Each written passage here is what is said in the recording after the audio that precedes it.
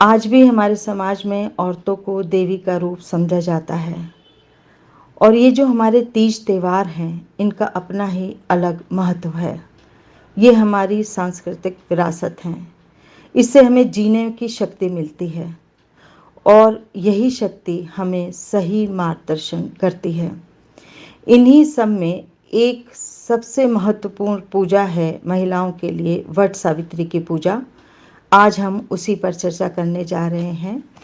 आइए हम देखते हैं कि वट सावित्री की पूजा कैसे होती है, इसमें पूजन सामग्री क्या है, इसका क्या महत्व है और ये हमारे लिए ज़रूरी क्यों है।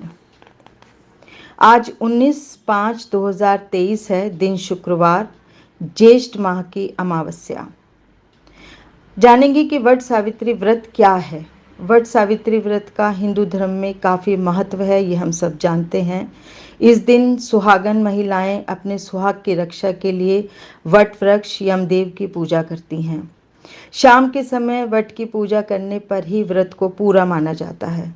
इस दिन सावित्री व्रत और सत्यवान की कथा सुनने का विधान है। शास्त्रों के अनुसार ये कथा को सुनने से मन वांछित फल की प्राप्ति होती है। कथा के अनुसार सावित्री यमराज से अपने पति सत्यवान के प्राण वापस ले आई थी।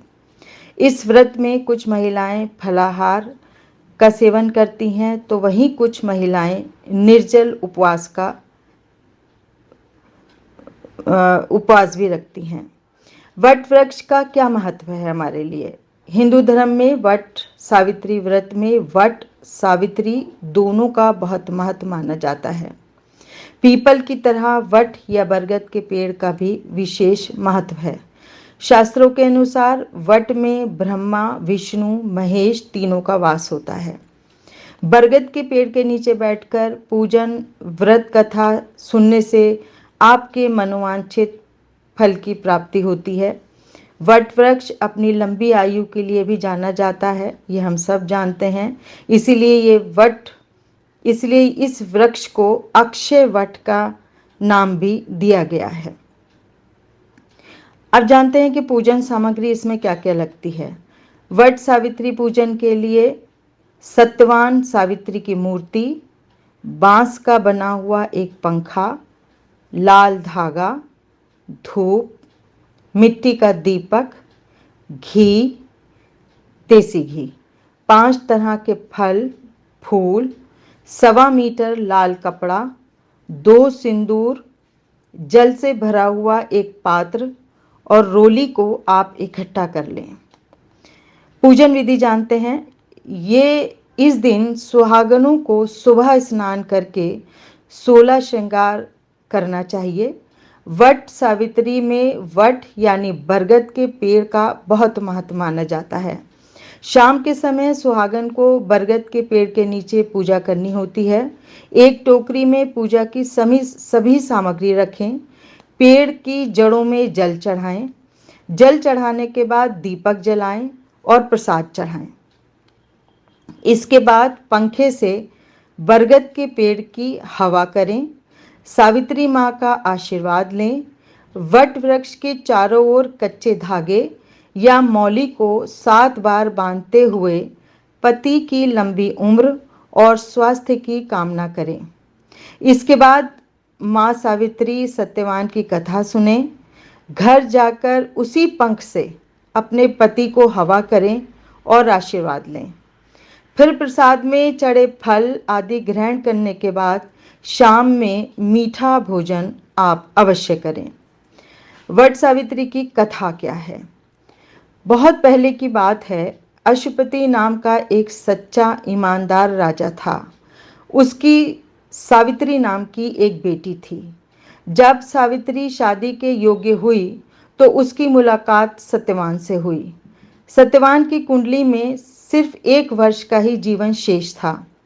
सावित्री पति के साथ बरगद के पेड़ के नीचे बैठी थी। सावित्री की गोद में सर रखकर सत्यवान लेटे हुए थे। तभी उनके प्राण लेने के लिए यमलोक से यमराज के दूत आए, पर सावित्री ने अपने पति के प्राण नहीं ले जाने दिए। अब यमराज खुद सत्यवान के प्राण लेने के लिए आते हैं। सावित्री के मना करने पर यमराज उसे वरदान मांगने को कहते हैं। सावित्री नहीं जाने देती तो यमराज कहते हैं कि अच्छा मांगो, क्या वरदान मांगती हो। सावित्री वरदान में अपने सास ससुर की सुख शांति मांगती है। यमराज जी उसे दे देते हैं, पर सावित्री यमराज का पीछा नहीं छोड़ती। यमराज फिर से उसे वरदान मांगने को कहते हैं। सावित्री अपने माता पिता की सुख समृद्धि मांगती हैं। यमराज तथास्तु बोलकर आगे बढ़ जाते हैं, पर सावित्री फिर भी उनका पीछा नहीं छोड़ती। यमराज उसे आखिरी वरदान मांगने को कहते हैं, तो सावित्री वरदान में एक पुत्र मांगती हैं। यमराज जब आगे बढ़ने लगते हैं तो सावित्री जी कहती हैं कि पति के बिना मैं कैसे पुत्र प्राप्त कर सकती हूँ। इस पर यमराज उसकी लगन, उनकी बुद्धि देखकर बहुत प्रसन्न होते हैं और उनके पति के प्राण वापस कर देते हैं। ये कहानी है सावित्री और सत्यवान की। ईश्वर से प्रार्थना करते हैं भगवान हम सबकी प्रार्थना भी स्वीकारें। धन्यवाद।